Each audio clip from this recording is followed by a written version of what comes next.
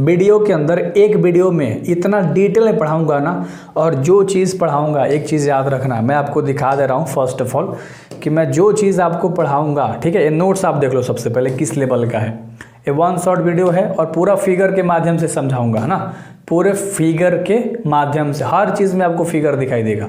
तो अच्छी तरीके से स्टार्ट करते हैं, और जहाँ जहाँ 2 नंबर वाले सवाल 5 नंबर वाले सवाल पूछे जाते हैं वो सारी चीज़ों पे बात भी करेंगे। क्लियर है? सो अच्छे तरीके से आपको यहाँ से भाई साहब क्लियर करना है, हर चीज़ क्लियर करना है, इतना बस याद रख लीजिएगा, ठीक है। सबसे पहले देख लो टॉपिक है पुष्पीय पादपों में लैंगिक जनन, है ना, इसे ध्यान से समझिएगा। कह रहा है कि पुष्प रूपांतरित प्रो होता है, यह एंटियोस्पर्म का जननांग होता है। एक पुष्प में 4 भाग होते हैं। अगर मान लो एक फूल है, एक पुष्प है, तो इसके टोटल 4 भाग होते हैं, चक्रों में व्यवस्थित होते हैं। किसमें? चक्रों में व्यवस्थित होते हैं। अब ये जो आपको पुष्प दिखाई दे रहा है ये बहुत खतरनाक लेवल वाला है, क्योंकि आपके एग्जाम में भाई साहब ये पुष्प जो है आता है, इतना याद रखिएगा। क्लियर है? मैं क्या बोल रहा हूँ कि ये जो पुष्प है आपके एग्जाम में आता है, ठीक है, और इसके टोटल भाग भी याद कर लेना कि जो सबसे ऊपर वाला भाग है इसे हम बोलते हैं वर्तिकाग्र, इसको बोलते हैं परागकोश, ठीक है, जो पुष्प के अंदर जो पंखुड़ी टाइप से निकलता है ना, हाँ, तो बगल में जो होता है भाई साहब, ठीक है। और ये जो साइड वाला भाग है इसको हम बोलते हैं दल, इसको क्या बोलते हैं? दल बोलते हैं, याद रख लेना, ठीक है। और जो हरा हरा दिख रहा है इसे हम क्या बोलते हैं? इसे हम बोलते हैं फिलामेंट, यानी कि पंतु, ठीक है। और ये दोनों जो होता है स्टेमेन के अंदर में आता है ना। ये जो पत्ता होता है इसे सेपल्स बोलते हैं, यानी कि बाह्यदल। और ये जो ओव्यूल है जिसको हम अंड यानी कि अंड कोशिका बोलते हैं, जहाँ पर ये ओव्यूल तैयार होता है, ठीक है लाडलो।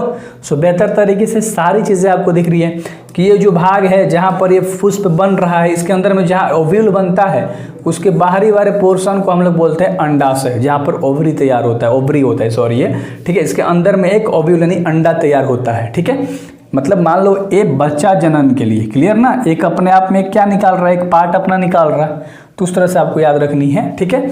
तो ये स्त्री में होता है भाई साहब, वर्तिकाग्र, वर्तिका और अंडाशय सब स्त्री केस में होता है ना, अच्छे से याद रख लेना। चलो अगला पॉइंट के बारे में बात करते हैं, ठीक है। अगला पॉइंट है हमारा ब्रह्मदल पुंज। क्या है?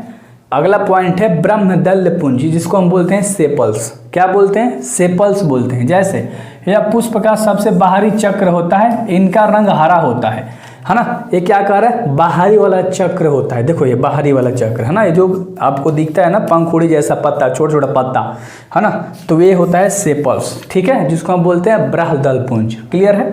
इनके एकल सदस्य को ब्रह्म यानी कि गैलेक्सी कहते हैं। तो अच्छे से डेफिनेशन याद रख लेना कि यह पुष्प का सबसे बाहरी चक्र होता है, इनका रंग हरा होता है, इनके एकल सदस्य को ब्रह्मदल कहते हैं यानी कि गैलेक्सी कहते हैं। बायो भाई साहब इस तरह से पढ़ाऊंगा ना, एक एक डेफिनेशन बना रखा है, एक एक चीज़ को बखूबी तैयार करके रखा है, याद रखना, ठीक है। चलो अगला देख लो, ये फिगर याद रख लेना भाई साहब कि ये ऊपर वाला जो होता है रेड वाला से पेटल्स होता है और हरा वाला सेपल्स होता है ना। चलो हिंदी में याद रख लेना।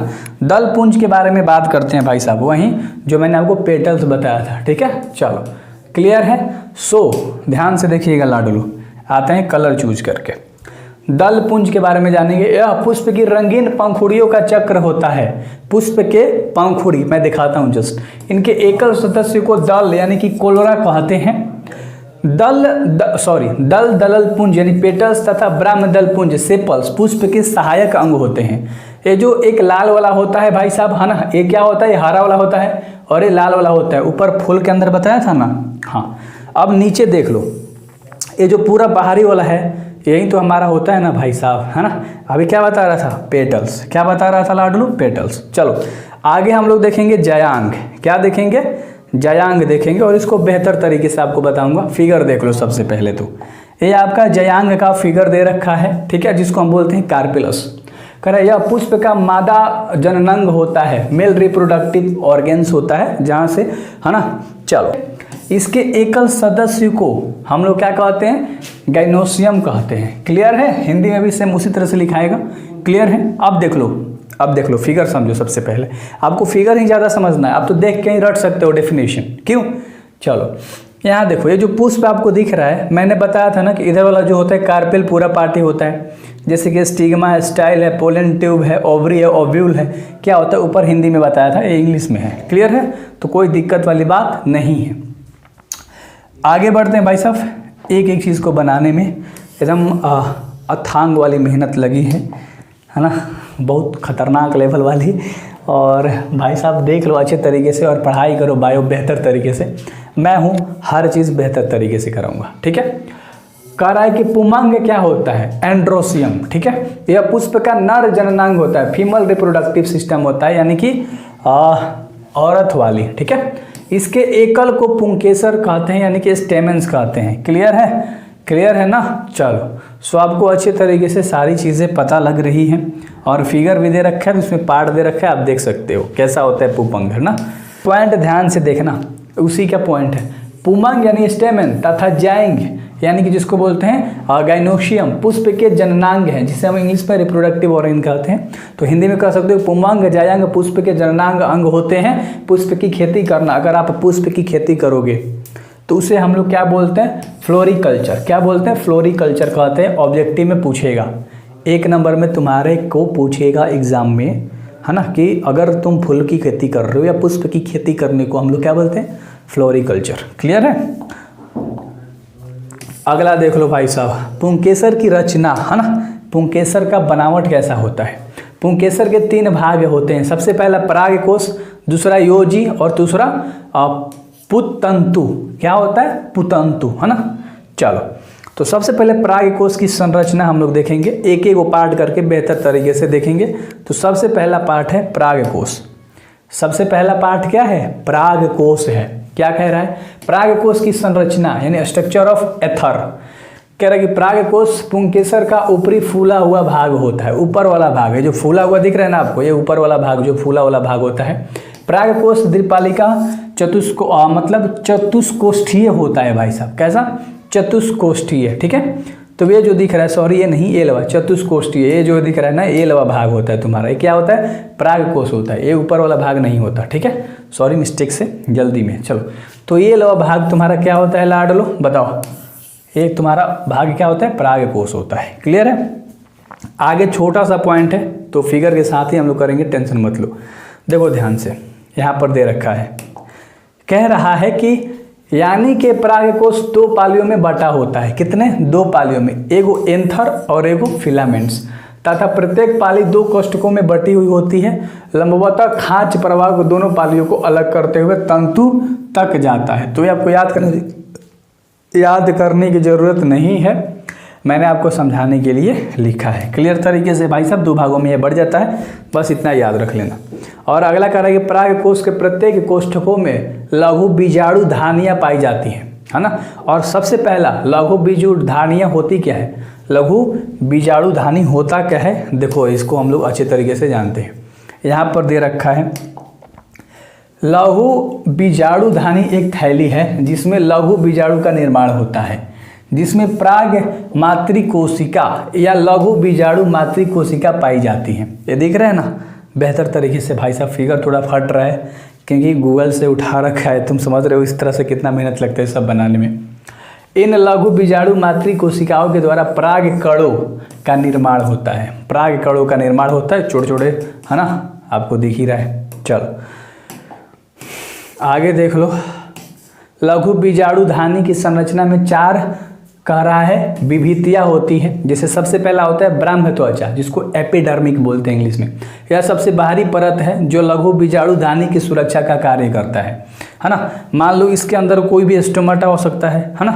ध्यान से देखना, इस फिगर को मैं समझा रहा हूँ। तो मान लो यहाँ का पूरा गोल वाला पार्ट निकाल दिया पत्ती का, यहाँ समझा रहा है। यहाँ पर आपको देख लो कितना नज़दीक से यहाँ पर छेद जैसा दिखाई दे रहा होगा, कुछ फटा चित्रा दरार टाइप से दिखाई दे रहा होगा। तो यही ब्रह्म त्वचा है, यानी कि बाहरी वाला ये त्वचा है, जैसे हम लोग के स्किन का त्वचा है, कितना मुलायम दिख रहा है। इसको भी जूम करोगे तो बहुत खुरदर टाइप से दिखाई देगा। तो सेम इसी तरह से ये भी तुम्हारा दिखाई दे रहा है भाई साहब, ब्रह्म त्वचा। सारे ऑब्जेक्टिव कर रखे हैं, प्लेलिस्ट में आपको मिल जाएगा, डिस्क्रिप्शन में बायो के लिंक्स मिल जाएंगे। क्लियर है। आगे बढ़ें, चलो आगे बढ़ते हैं। और अगला है दूसरा नंबर का, ये 4 भागों में है ना। देखो ध्यान से, दूसरा कह रहा है अंतिस्थिसियम जिसको हम बोलते हैं इंडोस्थेसियम, ठीक है। तो ये क्या है, अंतस्थिसियम हिंदी में, और इंग्लिश में बोलते हैं इंडोस्थेसियम। कह रहा है कि यह ब्रह्म त्वचा एपिडर्मिक्स के अंदर की ओर पाई जाती है। अंदर की ओर, मान लो ये पत्ता हमने ले लिया, इसका जो बाहर का त्वचा है, ये पाता मान लेना, तो बाहर का जो त्वचा है इसके अंदर वाला भाग में ये पाया जाता है। क्या पाया जाता है, अंतस्थिसियम।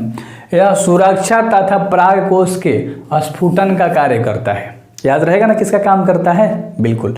तो इसी तरह से आपको सारी चीज़ें पढ़ती हुई चलनी है। याद रखना है कि आज पहला क्लास में हम लोगों ने क्या पढ़ा, देख लो, ये बाहर वाला भाग ही दे रखा है किस तरह से, है ना। बढ़िया ले फिगर देख सकते हो, कोई दिक्कत है ही नहीं भाई साहब, है ना। हर चीज़ को अच्छे से बता रखा है, आप फिगर से भी याद रख सकते हो। अगला कह रहा है कि मध्य परत। मध्य परत क्या होता है, यह अंतस्थियम के अंदर की ओर 2-3 कोशिकाओं की परत होती है भाई साहब। एक परत हमने बताया था, उसके अंदर होता है एंथोसियम, उसके अंदर वाली परत में 2-3 वो और परत होता है। जैसे इस तरह से एक परत हो गया, 2 परत हो गया, तो ये तीसरा परत है, फिर उसके अंदर ये सब है ना। तो ये क्या होता है, मध्य परत है, यानी कि बीच वाला भाग में चले गए हो, पत्ती के एकदम बीच वाला भाग में, है ना, अंदर टाइप से। क्लियर है। चलो अगला देख लो, अगला तुम्हारा है टेपिटम। अगला क्या है, टेपिटम, जिसको बोलते हैं इंग्लिश में भी टैपिटम। कह रहा है कि यह मध्य परत के अंदर की ओर की परत होती है। अब ये मध्य के भी अंदर देख लो, ये मान लो 4 को मध्य वाला था, हमने बताया था आपको बीच वाला, उसके भी एगो अंदर और परत होता है ना। याद रख लेना, वही होता है टेपिटम। क्लियर है। यह बहुकेंद्रीय तथा सघन जीवद्रव्य वाली कोशिकाओं से बनी होती है। ठीक, किससे बनी होती है, याद रखना, बहुकेंद्रिक तथा सघन जीवद्रव्य वाली कोशिकाओं से बनी होती है, उसे हम बोलते हैं टेपिटम। क्या बोलते हैं, उसे हम टेपिटम बोलते हैं। क्लियर। सो बायो यार इंटरेस्टिंग लग रहा होगा, और इसके मतलब टोटल पार्ट्स हैं जो कि आपके एग्जाम में नहीं आएंगे, बेसिकली मैंने ले रखा था समझाने के लिए। इसका कार्य बीजाणु ऊतकों को पोषण प्रदान करना होता है। सो देख लो, इसके द्वारा वसा युक्त यूबिसिन कणों में स्त्राव किया जाता है, जिन कणों में स्पोरोपिलिन होता है, तथा साथ ही इसके द्वारा IAA यानी कि इंडोल एसिटिक अम्ल हार्मोन का स्त्राव होता है। क्लियर है। आगे ध्यान से देख लो भाई साहब, योजी क्या होता है। योजी एंड लास्ट है, कल से हम लोग पढ़ेंगे लघु बीजाणु गुणजन, ठीक ना। तो एक क्लास में भाई साहब इतना बताया बेहतर तरीके से। योजी क्या होता है, यह परागकोश के पुतंतु से जोड़ता है। यह परागकोश को पुतंतु से जोड़ता है, जिससे हम लोग बोलते हैं योजी। और पुतंतु क्या होता है, यह तंतु पुष्प के पुष्पासन से जोड़ कर रखता है। क्लियर है। तो मतलब जुड़ा रहता है, सॉरी। तो ये 2 पॉइंट से याद रख लेना कि योजी क्या होता है और पुतंतु क्या होता है, बेहतर है। सो एक क्लास में भाई साहब पहला लेक्चर आपका आज हुआ, और बहुत छोटा छोटा लेक्चर दूंगा, और इसका प्लेलिस्ट बना दूंगा चैप्टर फर्स्ट का। बेहतर तरीके से आप पढ़ सकते हो एंड मस्ती से मचा सकते हो। क्लियर है। तो लाइन बाय लाइन सारे लेक्चर करोगे, तभी तुम्हारा डिटेल में ये चैप्टर फर्स्ट जो है वो पूरा होगा, है ना। वरना भाई साहब त्याग देना, है ना। बेस्ट ऑफ लक लाडलो मचाने के लिए यार, एग्जाम में फोड़ देना है ना, कतई जहर मचानी है। Best of luck.